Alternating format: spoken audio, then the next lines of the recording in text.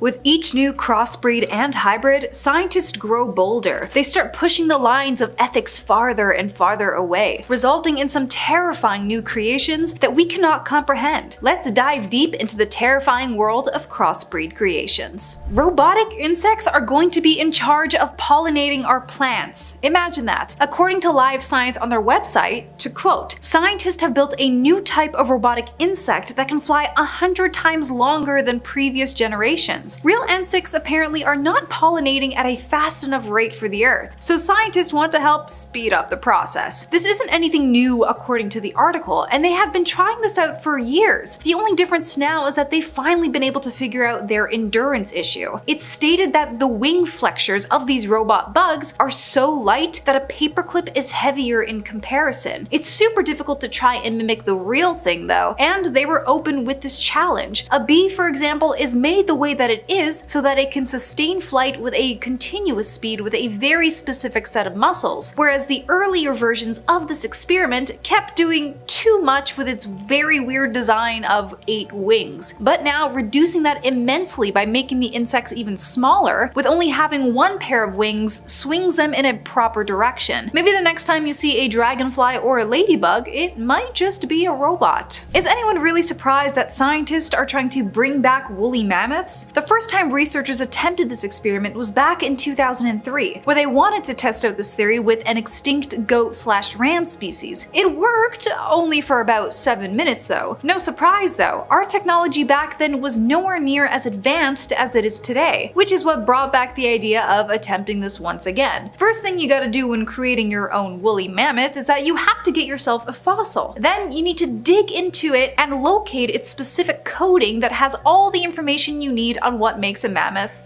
a mammoth. The next step that these scientists want to do is place it into a surrogate mother, an Asian elephant. Why this elephant? Well, because apparently they have similar genomes, which would make this experiment have a higher chance of success. You're probably thinking, why didn't they just clone it? Well, it's a little hard when your DNA sample is from thousands of years ago. It's just not possible right now unless it was fresh DNA. This would make the mammoth not entirely a replica, because it would still be classified as a crossbreed/hybrid animal, but we'll take what we can get. What if we used harmful bacteria to our advantage and had it eat up all the plastic in our oceans? Sounds a little far-fetched, but it's actually a possibility. Based on recent records, around 14 million tons of plastic is constantly circling around in our oceans every year, causing irreparable damage to ecosystems and marine life. Not only does it bring harm to them though, but it can also be extremely harmful for us. Any seafood that we choose to ingest has a higher chance of containing plastic in them. During their time at a facility, scientists accidentally stumbled upon something profound while they were collecting plastic bottles. Over time, they noticed something was slowly chipping away at the plastic. It was some strange new bacteria, and what was even more intriguing was that they harbored 2 very special digestive enzymes within them, ones that could only eat away from certain plastics that's found within our bottles, containers, and even clothing. This was an incredible find, and so the first thing that they came to mind was, how are we going to use this to our advantage? They took this bizarre bacteria and manipulated them, forcing their bodies to break down the plastic 6 times faster. Not only for that sole purpose though, for some reason they also want to have them turn into vanilla. Apparently there's a shortage going around, but I don't know if I'd necessarily eat them. A pair of twins in China had their genes modified without the government knowing, so that they would be immune to a very specific disease. Not only were they tested on, they were brought to full term, which already is highly unethical and illegal in many countries. He Jianku successfully managed to genome edit these twins with the help of CRISPR-Cas9, a very popular tool that many scientists have been using when it came to these sorts of experiments. This bizarre but fantastic tool allows you to go into specific parts of a human's DNA and modify it to your pleasure. You want blue eyes? You want orange hair? Done and done. However, this wasn't done for cosmetic cosmetic purposes. This researcher wanted to see if it was possible to delete a part of the DNA that made people more likely to become infected with a harmful disease. Knowing the repercussions for doing this, he was sent to prison, and the lives of these twins will forever be monitored to see what changes can happen within them. People are really out here breeding mutant animals. You know how bulldogs have that really buff, tough guy look to them? There is a new trend going around to make cats look just like them. We have the usual pedigree breeding, which keeps a specific gene the same, resulting in purebred animals, which is a whole different genetic issue, but now we're in the area of these bully cats, where we're intentionally breeding very different genetic genes within these cats. So I don't know how people came up with this, but basically, they took the gene that causes hairless cats to be hairless and the gene that creates the short legs within munchkin cats. Who thought of this? This is super popular in the UK apparently, because I haven't heard about it in Canada. But while American extra-large bulldogs are banned over there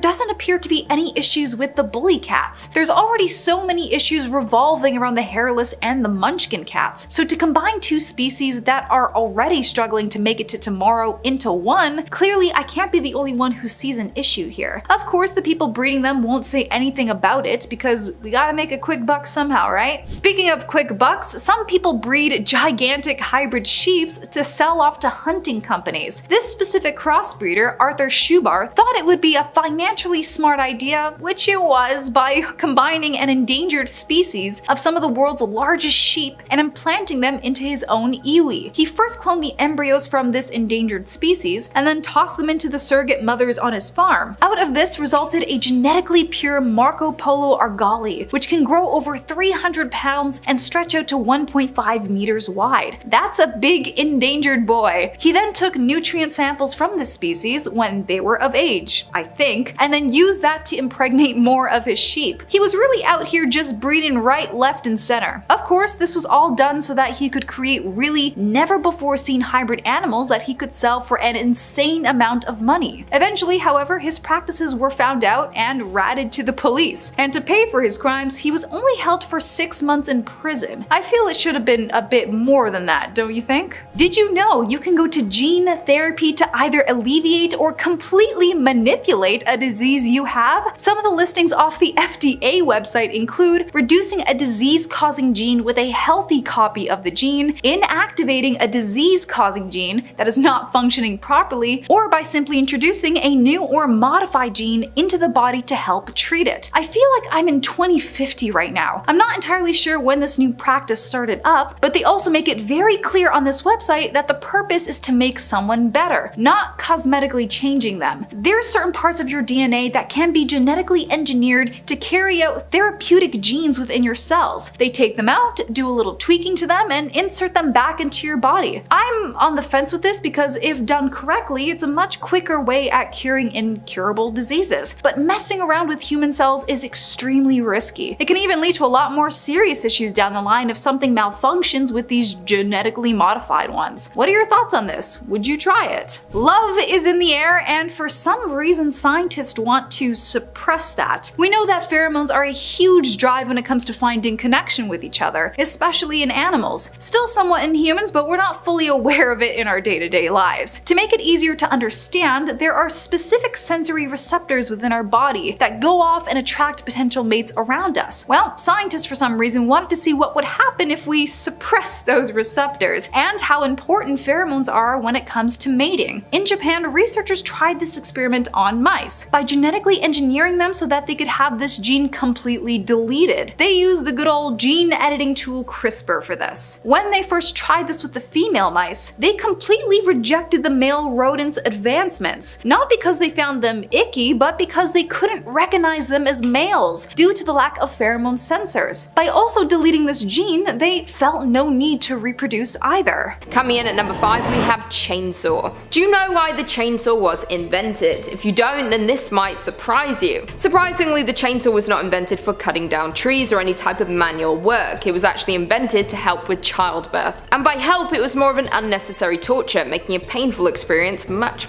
worse. Two Scottish doctors, John Aitken and James Jeffrey, invented the tool in the 1780s. Before the cesarean section was common practice, all babies had to pass through the birth canal. When the baby became stuck or breached, the doctor would remove the parts of the the pelvis bone. This was medically known as symphysiotomy. This was a painful and messy procedure that was performed without any anesthesia. The doctors complained that the procedure took a long time as they had to remove the bone by hand. They invented a small chainsaw to make the procedure faster for them to perform, but still incredibly painful. For women, the procedure had a high risk of infection, injury, and even long-term walking difficulty. It could ruin their lives, as well as the high risks already associated with childbirth from that time. In the 20th century, the use of this procedure became obsolete when improvements in hygiene and technique made the cesarean section much safer. It wasn't until the 1920s that the chainsaw began to be developed for use in forestry work. Coming in at number 4, we have the Stanford Prison Experiment. The Stanford Prison Experiment is a famous experiment conducted in 1971. There have been documentaries and even a film created based on the story of what happened to the participants. Dr. Zimbardo wanted to create a social experiment to see how people would react when put into certain roles. Would they behave as their usual self or mold to their new role? The 2-week experiment took place in a prison environment. It soon became controversial when the public saw the details and heard from those involved. Some questioned the scientific validity and called the methods deeply flawed. Once approved by the university, they placed an ad for male college students to participate in a psychological study. 75 applied for the study, and after screening, 24 were accepted. The applicants were predominantly white middle class and appeared to be psychologically healthy and stable. They chose people without criminal background or any medical problems. They were then randomly separated into 2 groups, one being inmates and the others guards. They were paid $100 a day to participate for 14 days. Within as little as 5 days, the group had fallen into chaos. The guards took on the stereotypes of what a prison guard should be in their eyes. They all became cruel and made choices to impact the prisoners, such as limit their food or make them wear bags on their head. They allowed a visit from family on the 5th day. Parents were concerned about the well-being of their children and threatened to contact lawyers to get them removed from the experiment. A colleague of Dr. Zimbardo visited the experiment the same day and was disgusted by the behavior she witnessed. She also noted that the doctor had also seen behavior changes in his role as the warden. She said she didn't recognize him. He was acting so out of character. Due to her findings, the parents' outrage, and the increasing brutality, the experiment was cancelled just 6 days in. The doctor went on to publish his views on the study, how the power of authority can change people's personality, or the situation you're in can make you do horrible things you never would have before. Some of the participants have spoken out about the study, explaining how it made them feel at the time. Luckily, none of them mentioned long-lasting psychological effects. Coming in at number 3, we have Guatemala syphilis experiments.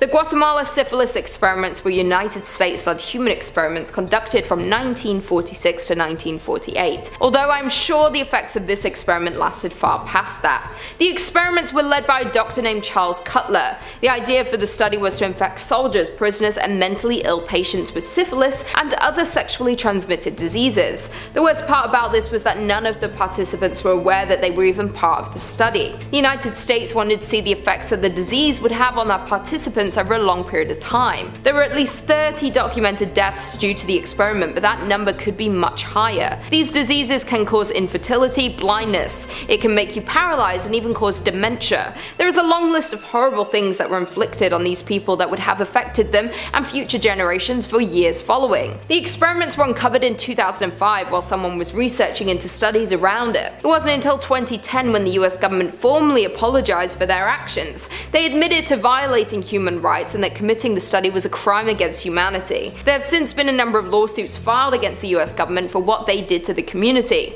People want answers as to why and how this could have happened. What makes this worse is that this was not the first study of its kind conducted by the US Public Health Study. They did the exact same thing in 1932 to Tuskegee. 600 sharecroppers were found and hired in Alabama. Again, none of them were told they had been given the disease. They were only told they'd be given free healthcare, meals, and burial insurance. Even after penicillin was proven to cure the disease, the study continued until 1972, 25 years after the cure was found. In addition to the original subjects, the victims of the trial passed the disease onto their wives, and their children were born with it also. They tried to cover up both trials, but Bill Clinton formally apologized in 1997 to those affected after it had been uncovered. Coming in at number 2, we have experimentation in the Soviet Union. In 1921, the Soviet Union started to do human experimentation. They built 2 laboratories for experiments with poison called Laboratory 1, Laboratory 12, and Chimera. They wanted these studies to be covert so that they would be able to use it against their enemies. They would take prisoners prisoners from the forced labor camps called the Gulag and bring them to the facilities.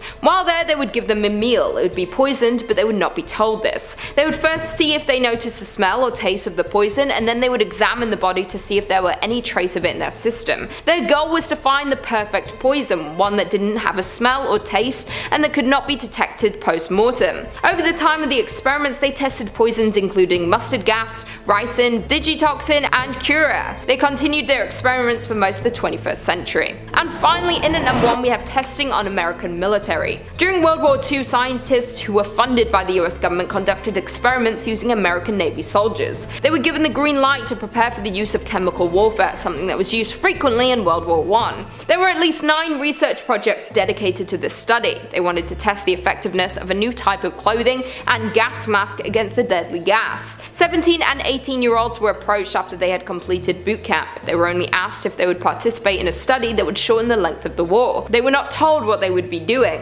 Only once the boys reached the research facility were they told that it involved mustard gas. Almost all of the participants suffered from severe external and internal burns. Once they left the facility, they were ignored by the Navy. In some cases, they were threatened by the Espionage Act. They were told that they would be punished if they were to tell anyone about the study that they were involved in. Under the Espionage Act, anyone sharing information about the war effects were considered a criminal. So if the enemies learned of these experiments, they would lose their upper hand if they had one. In 1991, the reports of what happened were finally declassified and were taken before Congress. There were 60,000 US soldiers who took part in the trial. Number 5. Yang Yongjin. Yang Yongjin is a controversial Chinese clinical psychiatrist, infamous for his practice of trying to treat internet addiction. Well, that almost sounds noble. Now, I definitely spend too much time on Twitter for my own good. What's so evil about getting people to spend more time in the real world? Well, it could be because of his methods, you know? Yang is a firm believer in electroconvulsive therapy, and if you're not familiar with that term, it's a fancy process in which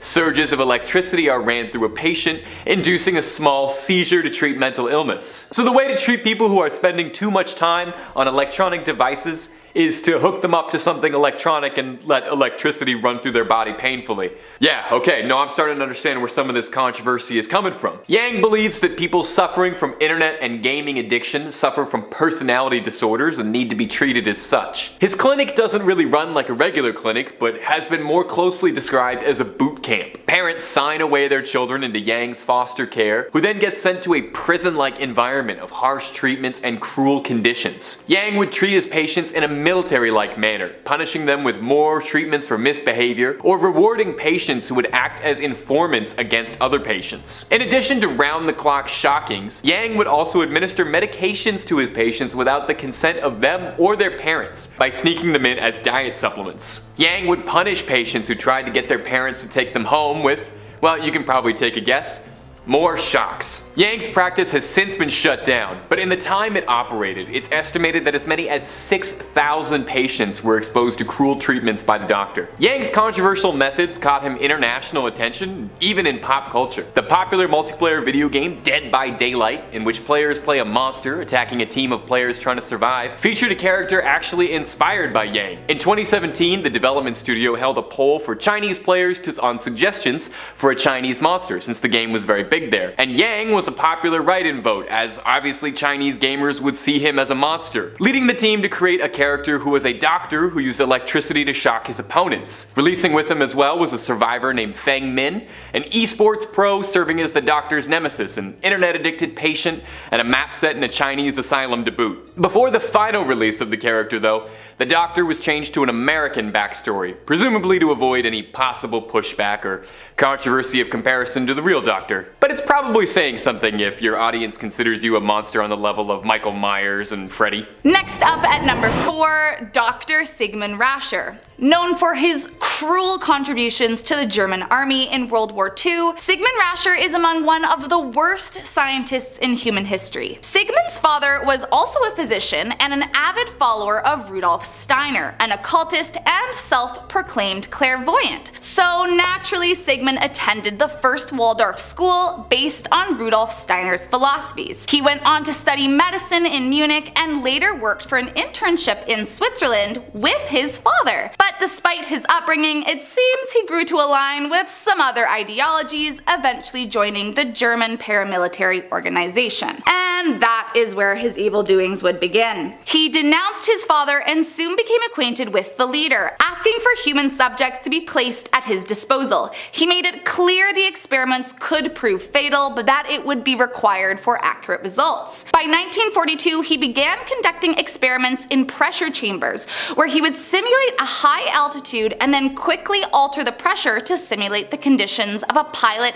free falling with no oxygen. Allegedly, the leader mentioned that those who survived could be pardoned death at the camp, but Sigmund talked him out of it, stating that they didn't deserve any amnesty. Further, he conducted cruel freezing experiments on 300 prisoners, allegedly to figure out the best way to warm up soldiers who experienced hypothermia. He would either force his victims to remain outdoors completely naked in freezing temperatures for up to 14 hours, or would place them in tanks of ice water for 3 hours, measuring their pulse and internal temperatures all the while. From there, they would try to warm up the victims, usually with water, but experimented using a variety of different temperatures, including boiling, and this would often cause further harm. Along with his other forms of torture under the guise of science, Sigmund would administer polygal, a substance to aid blood clotting, and then shoot or amputate a limb on his victim to see the speed at which they would bleed out. But I will let you know, he eventually did get what was coming to him after years of falsified facts from botched experiments, as well as killing his own lab assistant. Sigmund was executed under the order of the leader, and in 1990 his experiments were ruled inhumane and criminal on top of containing falsified data. Number 3. Albert Krigman. Right off the top, I just feel like this guy's got an evil scientist name. Krigman just, I don't know, hits the ear wrong. Well, he was guilty of a lot more than a scary sounding name.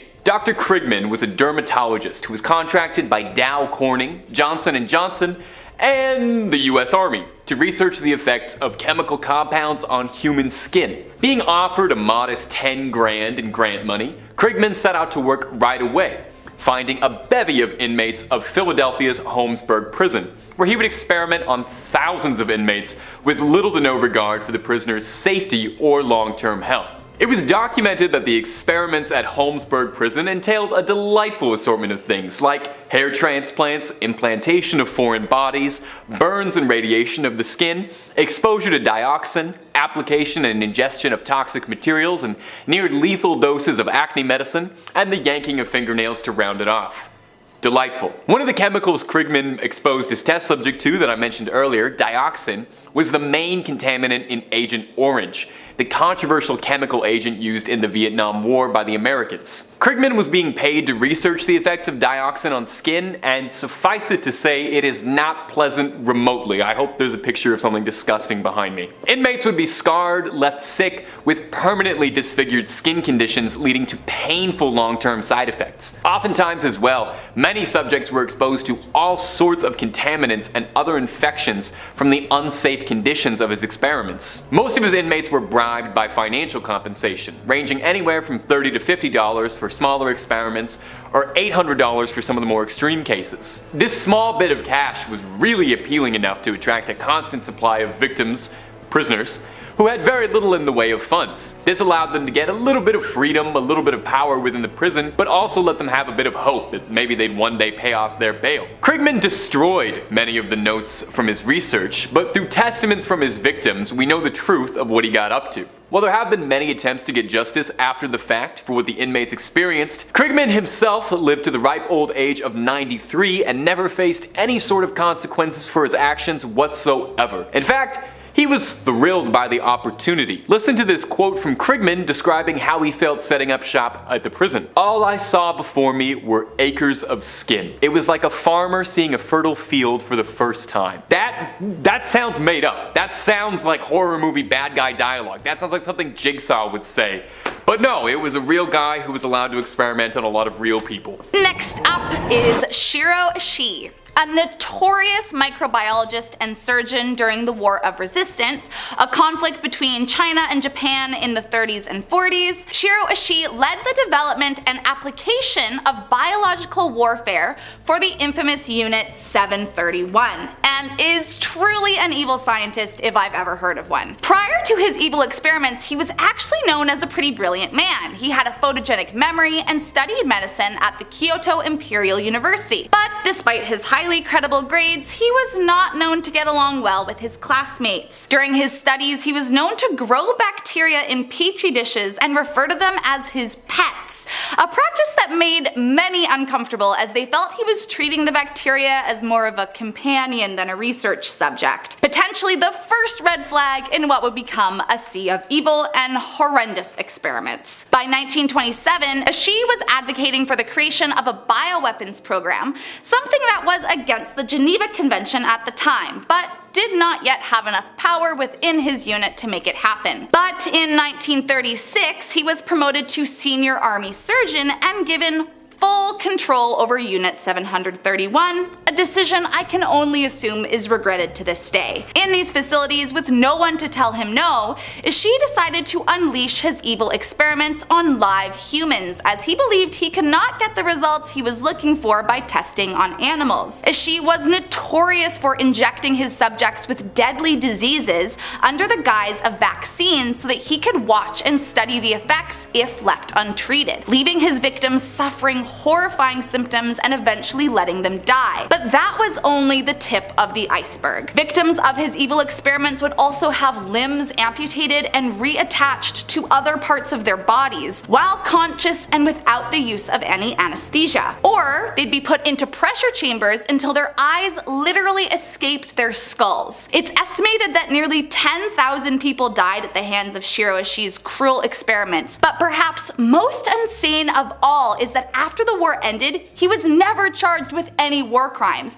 as he traded the information he obtained in his experiments for immunity and then lived out the remainder of his life in Japan a free man. And last up, we have Harry Harlow. Harry Harlow was an American psychologist during the 30s to the 50s, and although he didn't experiment on people, he is widely regarded as cruel and unethical for his experiments on monkeys. Harlow had one big question: what was the meaning of love? Initially, it started as an earnest study looking at the bond between a mother and her offspring, and early on it did actually provide psychologists with some valuable information about the importance of connection in those early years. But Harlow soon became obsessed and began blurring the lines of ethical experimentation until soon he was nothing more than a monster. What was once about discovering the importance of early stage bonding morphed into long-term isolation and the mental effects it had on the monkeys. Harlow and his team had what they literally called the pits of despair, I kid you not, where the test subjects would be isolated without any contact, including the smells and sounds of other monkeys, for up to a year. The results of his experiment were severely damaged monkeys who, as he described, were obliterated socially. After being released from isolation, many refused to eat, and some ended up dying from starvation. Autopsies would show the monkeys were actively choosing not to eat, causing some to believe that he had actually driven the animals to such bad mental states that they no longer wanted to be alive. Over the years, he got the name monkey torturer, as on top of extended isolation, he would also actually force the monkeys to mate using an archaic device. However, because he was conducting such experiments prior to the Animal Welfare Act of 1966, not only did he not face any repercussions, he was actually awarded for his findings and highly celebrated among many in his industry. This doesn't mean he went uncriticized for his unethical treatment. Some of the students that worked in Harlow's unit at the university have come forward saying that they had nightmares of the experiments being conducted and couldn't wait until he retired to shut down the entire operation. Others said that anybody with respect for life would find this offensive, and all he left was one huge mess to clean up. Later, Harlow went on to say in a 1974 interview, "I don't really like animals. I despise cats, I hate dogs, how could you like a monkey?" So, despite looking for the meaning of love, it seems he was more interested in torturing innocent monkeys and causing irreversible harm.